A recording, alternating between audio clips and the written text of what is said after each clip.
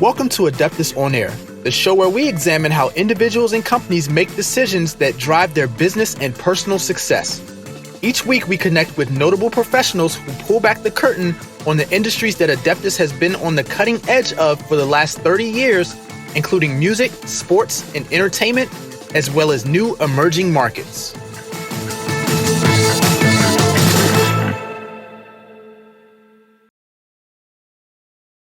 Hello, and welcome to another episode of Adeptus On-Air. Today, I am joined by Craig Dobbin. Craig, how are you doing today? I'm doing amazing. Good to be with you. Good. So let's give you a little background on Craig here. Real interesting guy. Craig's composed music for a wide variety of entertainment genres for more than 30 years, from popular PBS shows JJ the Jet Plane to Betsy's Kindergarten Adventures to even the most recent CBS's NCIS LA and the world-renowned Discovery Channel Shark Week. An accomplished recording artist with his contemporary jazz group 3RD Force, Craig enjoys composing for a wide range and depth of projects. His compositions have been featured in commercials for major clients such as Samsung, Visa, McDonald's, Mobile Strike, Netflix, Marvel, Exxon, State Farm, and many more. Recently, Craig composed music for the feature film Searching for Home, Coming Back for More, and Unmasking Hope on PBS. Now with NCIS LA coming to an end after a 14-season run, Dobbin is set to begin work on a new feature film, The Tasting. Sounds pretty impressive. When people say it, I'm like, really? Is that me? Doesn't feel like it, but it does sound great. And not only impressive, it actually sounds like a lot of fun. And it is. So tell me, growing up, obviously had a thing for music, obviously, no doubt. At what point did your career kind of go towards this is how I'm going to spend, a significant portion of my career, meaning, writing for TV shows and things like that? So that was, if I could really identify one point where it's like my life veered that direction, was probably my senior year in high school. I grew up, I don't really have a musical family. It was like, I always loved music and I loved learning piano and playing piano and even writing music. But believe it or not, I always thought that I was going to go to Stanford and become a lawyer. That was just like, from a little kid, I was just like, yeah. And it was like, a good career and a good thing to do. And I studied hard. I was like class valedictorian. And, wow. But then I applied to Stanford and I didn't get in.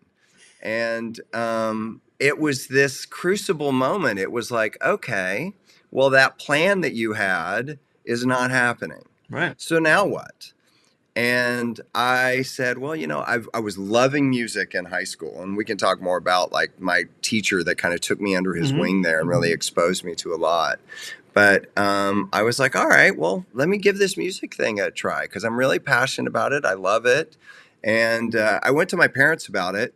And my dad, this is something I discovered about my dad, had always wanted to pursue acting and never had the courage to do it.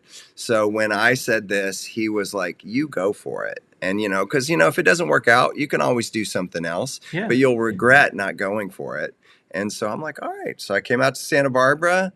I said, all right, I'm going in the music program. And by the time I was a senior, I was already doing work for Discovery Channel. Wow. That's impressive. So I was in music in high school as well.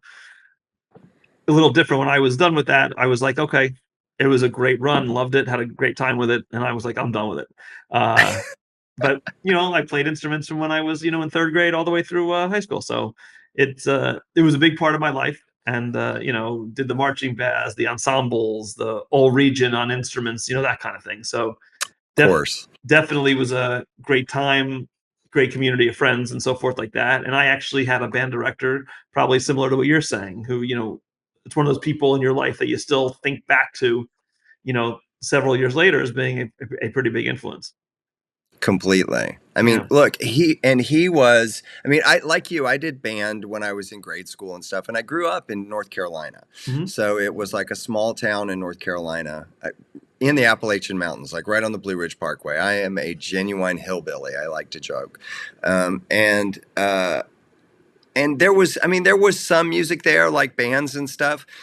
We moved to Colorado when I was 13, And the nearest high school was like an hour away. So my parents decided to put me in a boarding high school just so I didn't have to make that like 2 hours drive back. I think mostly so they didn't have to make that 2 hours drive back and forth. But I wasn't interested either. And in the high school, there was no music program. There was like zero. And my junior year, a woman came from town and started a glee club. And I joined, and a bunch of us joined, and she did it for a few cycles, and then she got kind of burnt out on it. Now, this was Steamboat Springs, Colorado, and there's the ski area there. And during the winter months, of course, the bars are taking off, and they have music coming through. She used to have a place called the Barn, which was like a kind of a dorm that she had set up in a barn of her house, where she could give cheap overnight stays to traveling musicians. So, because they couldn't afford to stay in like a Steamboat Springs in the winter, so she would rent it out. And there was a jazz piano player there named Oscar, and she said, "Hey, Oscar, do you want to take over the glee club out at the Steamboat Mountain School?" And he was like, "Yeah, sure." And he came out and he said, "Well, while I'm here, why don't I offer a music class just, in general, since I'm already here?" And I can remember this so clearly because it was like he offered it sixth period, which was the last period before our like PE and lunch. And I had a required class then. And so I came up to him like one day and I was like, "Oscar, I really want to take this class you're offering, but can you move it to fifth period? Because I can't do sixth." And he's like, "I'm sorry, I already have kids in, so I can't move it." It's like, "Bummer. Well, I hope you stay because I really want to take your class." Right. He came up to me the next day and said, "Look, if you're really interested, I'll just come out early and you and I can get together on fifth period. And we'll get together and we'll do the same thing I'm going to do in my sixth period class." Wow. So I like had a full semester of just him and I, like exploring various types of music. He exposed me to like classical music, and he exposed me to modern classical music and avant-garde music and jazz. He was just and then he did something really brilliant, which he went through the school. There was only 65 kids in the whole school. And he figured out everyone who could play a musical instrument, regardless of the skill level. And so he would come to us, like come to me and the people in his other class, and he'd go, "Okay, so here's the deal. You've got a violin player, a flute player. The violin player is not very good. The flute player is pretty good. 3 guitar players and 2 keyboard players. Write something for them." So we would have these strange eclectic ensembles and try to write pieces for whatever we had. And that's been one of the best training grounds for like taking what you have and creating something out of it. Yeah. And, so by the time I was done with high school, I was so like, okay, I love music. I want to do this. And so when I didn't get into Stanford, it was a natural thing for me to want to step into. Yeah. It's crazy. And then, after I knew I was going to talk to you, I was thinking a lot about it. And when you're talking now, moving on to like the TV work or, even some of the animated work, I paid more particular attention the past few days to like watching something and listening to the music, because the music, I guess when it's good music, you don't even necessarily realize it's there. I mean, it's building up the excitement or the anticipation of the scary moment, or it's accentuating the the tender moment or things like that. But obviously it's probably the design of it is not to stand out. It's supposed to carry the story. So walk us through the process, and I guess we can start with like NCIS LA, because that's probably the one thing that people are probably most familiar with. What's the process like? Meaning, are you given a script first that you read and say, "Okay, this is the song"? Do you have kind of tunes in mind already drafted up for different situations, action, this, that, and then you adjust them a little bit based upon an episode? Like, what is that from beginning to end kind of process? That's great. And so with NCIS LA, I came in on season 8. So I was halfway. So I was composer on half of the run. So I came into a show with an already established sonic world. I mean, it had been on for 7 seasons. I knew the composer. He was a friend of mine. He was the one that invited me to come in, and he was just burning out on the show. And I spent almost a full year just learning the sonic palette, like what instruments, what's the way it approaches comedy, what's the way it approaches action, what's the way it approaches emotion, and just learning that palette. It's kind of like when you're working on a show like that, if I use the analogy of being a painter, you're going to go paint a painting, but they hand you a palette. Here's the colors you're going to use. Here's what you have in your arsenal. So then you create with those that's the parameters then for the creativity. And I mean, coming aboard NCIS season 7, I describe it as jumping on a treadmill that's running 100 miles an hour. You just jump on and you just run as fast as you can and try to keep up and try to figure it out. The process on NCIS Los Angeles, no, I don't see a script. I actually don't see the show until it's edited and submitted to the network. Okay. And the process on NCIS LA was, I mean, it was a weekly show. We had a week to do the music. So they would deliver it to a website on Friday where I would download it and I would watch it. And it was one of the things they do when they're creating shows, they temp score it. In other words, they put music in where they want music. And it really gives you a good sense of what they want there or what they're feeling about that scene. 80 to 90% of it was our music. So, you know, it was like from previous episodes. So we got a good sense of what they wanted. Right. And when they didn't have what they wanted in our palette, they'd go somewhere else. They'd grab it from another movie. I mean, they would use a lot from Sicario and Captain Phillips and other movies like that, whatever they could find that would capture that moment. And then I go through and I make notes. It's like, okay, I liked that piece that they used of ours. We can take that and manipulate it a little bit. No, I didn't like that piece that they used of ours. We should do something new or find something different for that. And make my list. And then on Mondays, we would watch the show with the producer and the sound effects editor and everyone, which is what's called a spotting session, which is you determine where you want music, where you don't want music, what the kind of music is. And I can ask any questions I had. Hey, you temp scored with this piece. Did you like that? Do you want something different? And just kind of get on the same page of what we were going to do. And then at the end of Monday, once I had the notes, I would basically spend the rest of the day planning my week. I was like, okay, here's how much music I have to create. What days am I going to do it? Okay, here's Tuesday. Here's what I'm doing Wednesday. Here's what I'm doing Thursday. And I would literally lay out my schedule for the week, which if you're going to hit a weekly deadline, you can't just start working without a plan. So I would always have to carefully plan what I'm going to do. And, you know, some days I'd be done at 1 p.m. Awesome. I'd have the afternoon off. And some days I'd have to work till 10 or 11. That was just the way it was. But I knew that day was what I had to get done. And then I would write music Tuesday, Wednesday, Thursday, Friday, Saturday. And then my assistant would come over on Sunday and we'd mix the music. So we'd take all the cues I'd written and we'd do the final mix for them, send them off. And then Monday I would be in the next spotting session for the next show and off we'd go again. Was there a big back and forth? So you submitted on Sunday, you starting your next show on Monday, but are they coming back saying, you know what, I didn't love this one bit, you know, can you work on this? Or is it basically you had a relationship at some point that whatever you submitted was basically right? Here's the most amazing thing about NCIS LA. The producer and the people that would make that decision wouldn't hear it until the very final mix of the show.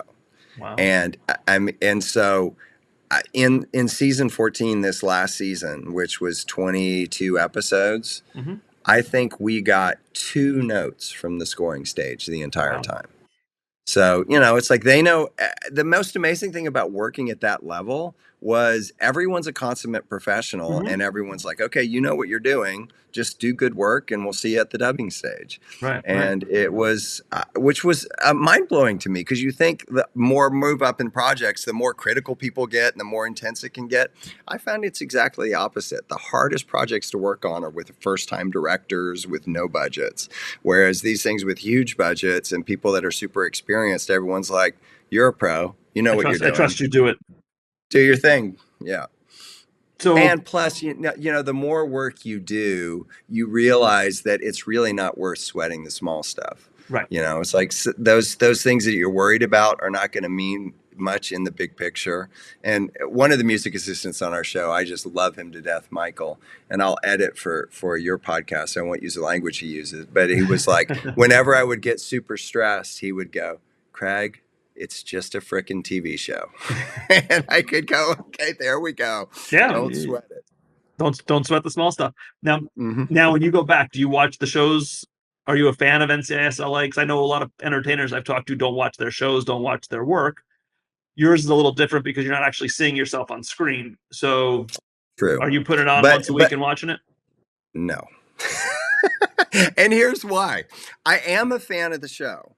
I seriously am. But Yeah. I mean, but for me, I put a lot of myself into the music, and it's like, and I've learned over the years, it's been so funny. I mean, any scene where there's gunshots involved, it's almost like, why did I bother? Because you're not even going to hear anything. All you're going to hear is da, da, da, da, da, da, da, da, Yeah. with little bits of music popping in and out. So the way I do the show is I mix the music, Mm-hmm. I lay it all out. I watch the show one time in my studio with the music loud, how I like to hear it, how I want to remember it. And then I try not to watch it again, because then that's my memory of the work I did on the show. Makes sense.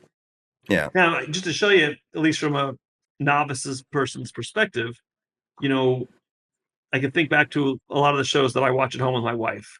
And, while she doesn't like scary, we don't watch horror, like she likes a lot of the the Law and Orders, the NCISs with the gunshots and the scary moment and the bad guys. And I'll never forget, we were married only a couple of years, and I was really into the show Lost. If you remember Lost. I love that show. And I had to stop watching it with her because she knew something bad was about to happen because of the music. And she'd start hearing the music and she'd change the channel.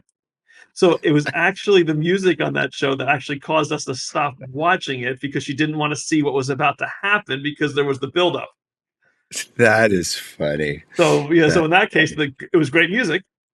Yeah. It actually cost them a viewer because she was terrified to see what was about to happen. Yeah. And it is amazing how much the music can build tension and set you up for those things.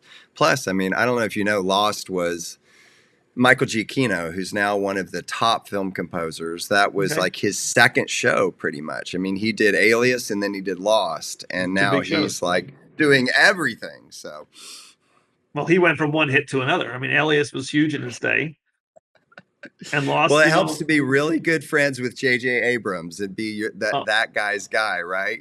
Listen, you can link on to a few of those with David E. Kelly, with the Wolf family. You link on with some of these people. You'll go from show to show to show. Totally. Yeah, you'll see some of the secondary actors too. They just keep appearing because they're not the main people, but those those guest stars and stuff like that always seem to pop up on these shows. Exactly. And it's like, if you look at some of the great film directors, you notice they always use the same composer over and over again. Steven Spielberg's and John Williams, Alan Silvestri and Robert Zemeckis, Tim Burton and Danny Elfman. It's like, once you find a composer that understands your voice, like I am clear that when I'm working on a film or TV show, I'm in the service industry because I'm realizing someone else's vision. I have to be really true to their vision and like listen for it, and I'm delivering for them. So you have to be really inside their head, know what they like, know what they don't like, know what they mean when they say certain things about the music. And once you develop that kind of rapport with a director or a producer, they'll just use you over and over again. Because why do they want to start at the beginning redeveloping those communication skills when they have someone that knows what they want? Similar to that, I heard very recently, probably in the last 2 weeks, there was an interview. I forget where it was, but it was Steven Spielberg talking. And you'll know the name of the composer. I forget, whoever worked on Jaws. John Williams. And he was telling the story about how he called Steven Spielberg over and said, I have the music. And they sit in the piano, and he just hits two keys. And he hits it over and over and over. And goes, there's the scene. And Steven said he thought he was kidding. He laughed. Yeah, he did. Have you heard the story before? Oh, yeah. Oh, okay. Oh, yeah. So I guess there's truth to it. Like, and he's like, no, I'm serious about it. So I think that's probably, to your point, the example of the visions were probably off at that point. But I guess was what Spielberg was expecting to hear, and what this guy came up with, I'm guessing, were in sharp contrast of each other. Yeah. And it was like, it's like John Williams was able to convince Spielberg. He's like, no, just trust me. And here's why. And he created it. Because look, you're also part a salesman when you're creating music, because it's like, and sometimes there are those moments when I'm like, I have a great idea. that's probably inconsistent with what the director's expecting. Sure. So now I have to prime them for that idea and tell them why. It's like, okay, so here's what I'm thinking and here's why I'm approaching it. And when you can create that and then they can listen to it in that framework, then they can see it from your eyes. So sometimes it's bringing them to your view to present something, but not being attached to it. Like I can present an idea and then be like, all right, you didn't get it. Let's go back to the way you want to do it. So, and I guess, like you said, building that rapport and working with that person over and over, I guess the trust they have towards you, obviously it magnifies from job to job. And I would think they're more receptive to hearing your thoughts after they know what kind of person. Yeah. So that's nice. You kind of latch on to those same people. Completely. The producer I work with Shark Week, who I've been doing Shark Week shows for 33 years with. I mean, literally, here's our conversation of every Shark Week show. Okay, Craig, you know what to do. Yeah, Jeff, I got it. And that's about it. Right. Now, the first time you did a Shark Week, did the Jaws theme come to your mind? I'm like, I got a perfect song. Well, of course it did, but in the way of like, I'm staying away from that because there is no way I'm going to get sued. Yeah, I'm not even hitting that key on the piano one time. No way. Yeah, that's fine. And a little while ago, that Ed Sheeran case just settled today. Because he was obviously being sued, and that came back. He was found not guilty of that. So yeah, I imagine it's very easy for someone to paint, a 4-bar clip of a song, And is there ever a time that you create something and then you think to yourself, wait a minute, did I just create that, or did I hear that somewhere else? I mean, does that ever play into it? Look, one of the issues you'll run into in what I do is, and it happens more in commercials than it does in a TV show, but it's definitely happened to me in NCIS, where a producer or director falls in love with a temp track. So they've temped with something that's not mine and they love it and they want you to basically copy it. So then you have to figure out how you can capture the elements of what they like in a way that's not going to get you sued or anyone sued. And, it's a tricky balance. And truthfully, there's a different standard for that. Sometimes when they use something in the temp score, sometimes they'll go approach the composer or artist to see if they can actually license the track. If they do that, then they don't use it and I have to create something. Now there's more attention on it because that person's now been notified of they wanted to use that, and they'll listen very, very carefully. Kind of like when they did the original Ghostbusters, Ivan Reitman wanted to use Huey Lewis, I Want a New Drug, for the main title, and went to Huey to license it and couldn't afford it. Huey didn't want to give up the rights to it. So then he goes to Ray Parker Jr. and says, write something like this. And I mean, if you listen to those two songs, they are incredibly similar. Interesting. And it's like, and Huey Lewis was aware of it. He sued Ray Parker Jr. and he won. Yeah, so he already had the heads up. Yeah. So it's like when you're doing a commercial, they actually have a musicologist that listens to the temp track and listens to your music and tells you if he could defend it in court as being different. So because commercials, there's just so much money involved and so much legal involved that they have those people. With NCIS, we didn't have that, and I bumped into it one time where someone at CBS thought I got a little too close to the temp track. But good news is they hadn't licensed it; they hadn't gone after it for a license, so there was no one came after us, so that was good. Now, who owns what you write? Is it you or is it the show? Well, so that's a complicated question, and we can get into music rights as much as you want. So let's do it on like a 100-foot level, a basic level. Okay, so there's a lot of ways to own music. So you can own the underlying composition, you can own the sound recording of it. And then if you own the underlying composition, there's two types of rights. There's the composer's rights and the publisher's rights. So they maintain all of the publishing rights, and I maintain all of the composer's rights. So in essence, I own half of it and they own half of it. So if you were getting sued, in theory, you'd both be getting sued, was ultimately my question. It wouldn't just be the show and you're like, it wasn't me, I work for them. Exactly. So We you would all have both be getting so you sued. all have to kind of look at it, and so forth. Exactly. So is your approach any different when you're doing like a TV show that you're on, in your case, for what, 6 or 7 or 8 seasons versus a one-off you're hired for a commercial? Like, I imagine your approach has to be very different. Incredibly so. Well, I mean, one is, the distinction between a TV show and a commercial, you're hired for the TV show. You know, you have the job, and it's like they pay you, you're going to do the music. Commercials work completely differently. If they're doing a commercial, they'll send it out to like 30 composers and ask everyone to do it, and then they start weeding down. So, I mean, you'll submit and they'll go, yeah, okay, you're one of the top 10 that we like. And then they'll give you a series of revisions, and then they'll weed it down to 5, and then they'll weed it down to 3, and then to 2. And sometimes you're working, and you don't even have the job yet. Right. So, you're just keep on revising and hope that you're going to survive that final cut and get the job. And, they pay enough in commercials that it's worth it. I mean, you get a little demo fee if you don't, but you do get a lot more money if you land it. Now, in some cases, are you given lyrics to build a song off of, or a lot of cases are you given, you're coming up with the tune before lyrics are put to it? So I imagine some of the things you do have words on the commercial side. On the commercial side, I think there may have been 1 or 2 where there's words, where they've come up with a series of words, but mostly what I do is instrumental. So It doesn't involve words. And never on NCIS is anything. No, that's why I said I figured that was more on the commercial side. Yeah. Most of the commercials I do are like little mini movies. I mean, it's like most commercials don't even have jingles or sing-alongs. Although one of the very first ones I did was for K Jewelers, and I like called them and go, "What do I do about the Every Kiss Begins with K thing at the end?" They're like, "I don't know, get a singer and have someone sing it." I'm like, "Okay." So I hired my friend Corey, who was just a local songwriter.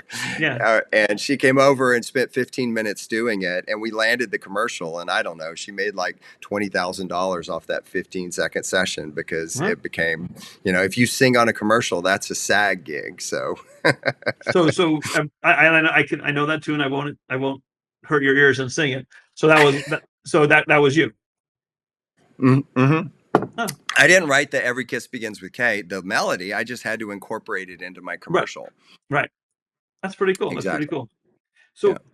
So what would you say to someone who wants to do this? Like, if this was obviously, when you say you want to be in the music field and you want to be a composer, there's 100 different ways you can go. Same thing with accounting. You go to public, private. You can do a bunch of different things. Looking back, are you happy with the way your career went, as opposed to, is there something you wish you have done already, or is there something, a different direction you'd love to try in the future?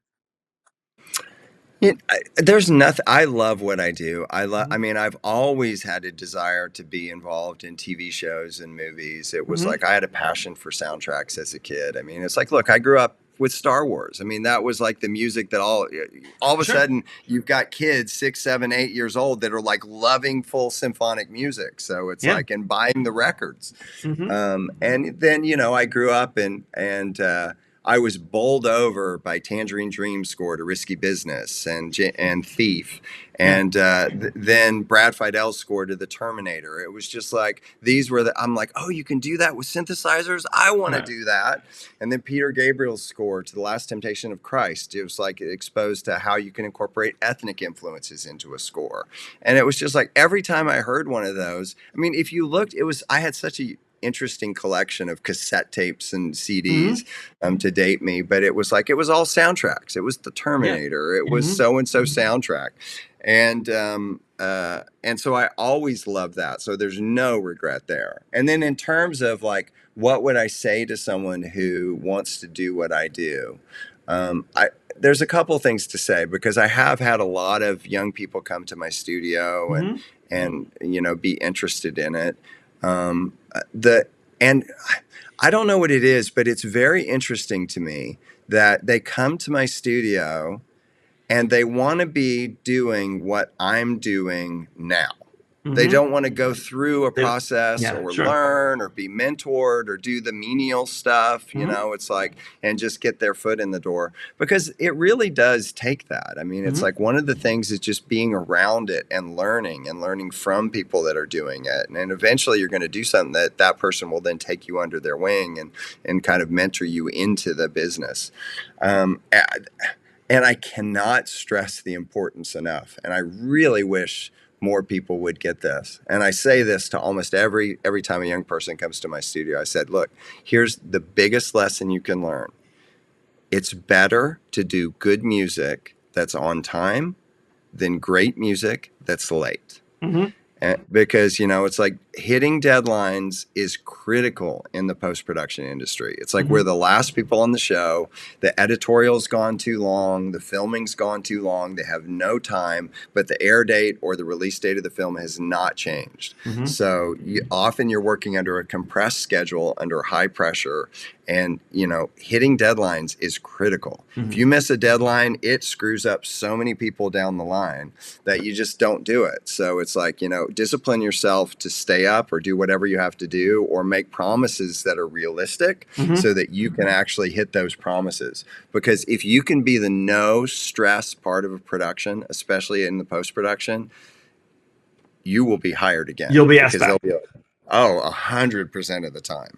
Yeah. And, you know, it's like, so there was a young person, a college kid out at UCSB came over to my studio a few years ago. And he was just young and hungry. He was like, I'll do whatever. And I'm like, okay, great. So I gave him some menial technical tasks, like convert this cue, back up this hard drive, you know, take these files and do this with him. And he was great about it. He would come over whenever I asked or whenever he had time, and he'd do the work. And after doing a full season with me on NCIS, I mean, I'll never forget this. He came up to me and he said, hey, over the summer, I'm going to take some classes at Berklee College of Music Online. And he gave me a list. Here's the ones I'm thinking of. Which one of these classes do you think would give me a skill which would be the most useful for you? And I was like, wow. All right, Sam, you just won me over. So I instantly was like, I started employing him more in the creative side. I had him coming over doing mixes for me, getting involved more in that side. And he did a fantastic job. I mean, it's like, truthfully, the last 2 seasons, I could not have done it without him because of what he added. He became kind of a critical part of my sound here for the last couple of seasons. But it took him, you know, being willing to do those menial tasks for a while and just really proving himself, and me knowing that he'd show up on time and do what he said he'd do by when he said he would do it. Yeah. Well, you meeting your deadlines meant he had to meet his deadlines with you. That's right. Yeah. So are you a TV and movie fan in general? Big fan. I love TV shows and movies. So are you able to turn off your hat as a composer and just watch a movie to enjoy it? Or are you constantly thinking, love that there, hate that there, not enough build up? I mean, can you just be a fan and just enjoy? Because like you'll talk to people who are like, you know, I've talked to athletes or coaches, and they can't watch a game for the enjoyment of the game because they're thinking about the strategy, which all fans do, but they're thinking at a different level. Like, you know, ooh, why is that zone here? Why are they doing that? They should have pressed, you know, those kind of things. Does it take away from your mere enjoyment of an item? So you're very right. My mind will get drawn to analyzing the score and thinking about it or comparing all those things. Now, look, this is my hallmark of a good show too. It's like it always does it in the beginning. It's just like as I'm setting up the show. But if it's a good show with a good story, that part disappears, and then I can completely enjoy it. And so that's kind of the hallmark for me. Like I just finished Daisy Jones and the Six on Amazon Prime. And it was like, I enjoyed the heck out of that show. It was fun, and I didn't notice myself being pulled to the underscore. I mean, it helped that it was about a band and about music. So when the music was on, it was really obvious that the music was on. It was more part of the storyline than anything else. Yeah. Exactly. But again, the underscore, I don't have a conscious memory of ever being distracted by it Right. or being pulled away into it. So those are good shows. So and I love them. I can enjoy watching them. And then if I want to study the score, I'll go to Spotify or Apple Music and listen to it afterwards and then study the score. It's like I said, when I consciously thought about it leading up to today, it even changed for me my approach a little bit to watching the show.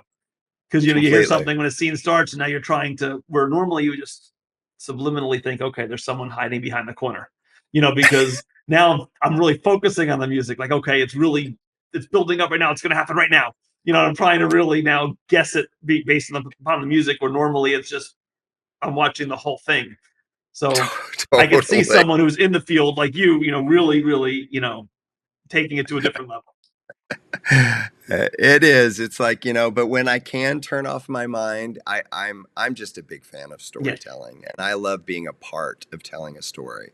Because the music is, I mean, as you've alluded to me, the visuals and the dialogue hits the intellectual part of the brain. You understand the story, you can follow it, and the music is the emotional voice. So it tells you how to feel about something. Okay, I should feel sad about this. I should feel happy about this. I should feel scared. I should feel tension. I should feel excitement. And it can enhance it if it's already there. I often tell directors, often as composers, we're asked to fix something that they didn't get right on the set. It's like, I really wanted this to be sadder and the actors didn't do a good job. Can you help make it sadder? And we can help, but we you can't turn a smiling face into a sad situation. I often tell people, look, I have a range about like this. I can take it this way, this far, or that way, that far. I can't go here with it. Right. It's just going to be awkward, and it won't. It'll be incongruous with what you're seeing. Yeah, sure. So what's next? I know I mentioned before you're working on a film. So talk about that a little bit. So I'm super excited about that. A friend of mine, Paula, who I've been working with for 35 years, wrote and is directing her first feature film, and she got it funding. It's called The Tasting. It's a I'll say what she says about it, and then I'll say what I say about it. It's a psychological thriller set in the high-end world of sommeliers and wine. So it really involves what it takes to be a master sommelier and what that's like, and the competitiveness of it. But it's set inside a revenge story. So my description of it is it's Saw meets Sideways. Okay. And when is that coming out, and on what platform is that? So it'll be on the streamers, and I would say they haven't even started shooting it yet. The cameras will probably start rolling July, August, and then I'll probably work on it August, September. So I imagine it'll be released just before the end of the year. It's exciting. And you think there's more? It really is exciting. I mean, because more TV in your future? I'm looking. I do. I'll be doing I'm starting this year's Shark Week, so I'm doing 6 episodes of this year's Shark Week, and it doesn't seem like that's ending anytime soon. So I'll be doing that every year, and the thing about a show like NCIS ending is there's a whole team of us now who are quote unquote unemployed and sent out there. But we love working with each other. So one of us will get a job somewhere, and we'll want to pull in our friends and our teammates in to do that show. So, well, you've given me reason, because I might be one of the few people in America who's never seen a Shark Week. So I think you give me reason now. I hear people talking about it. You read all the stuff on the entertainment shows at Shark Week, and I've never seen it. So I think I'm going to have to check it out now. You should. It's an event, and sharks are fascinating, mysterious creatures. So they're terrifying to see, and at least for the most part, Shark Week is really good about putting them in a positive light. They use the fear to bring people in, but hopefully it educates people about them in a way that they can appreciate their critical part of our ecosystem. No, absolutely. So do you have a social media presence or anything like that? How can people, follow what you're doing? I think the best way is to go to my website, which Okay. is Craig Dobbin, CraigDobbin.com. The links to all my socials are there, my Facebook, my Instagram, my LinkedIn. So if you go there, you can link to there and you can follow me on all those socials. And I often share about my upcoming work. So Awesome. Well, I want to thank you for the time. I have to give my disclaimer now, which really doesn't apply here, that everything here was merely for entertainment purposes and should not be constituted as any type of professional advice, but that seems pretty self-explanatory from what we were just talking about. We are on all platforms as well, LinkedIn, Facebook, Instagram, and so forth. Our YouTube channel just opened up last week, so please search Adeptus Partners and click like, subscribe is what they tell me to say. And, you can find this on Spotify and all other platforms, but you can, if you want to look at these two faces as well when you're listening, you can go to YouTube and check us out as well. But Craig, I do appreciate you taking the time. I enjoyed this a lot, and I wish you nothing but continued success. thank you, Mike. I really do appreciate it. What a great interview. Thanks. Thanks for listening to Adeptus On-Air. If you like this episode, please subscribe and leave a review. If you have a question related to this episode or have a request for what you would like to hear, please email us at marketing@adeptuscpas.com. You can also find us at adeptuscpas.com online or follow us at Adeptus on social media.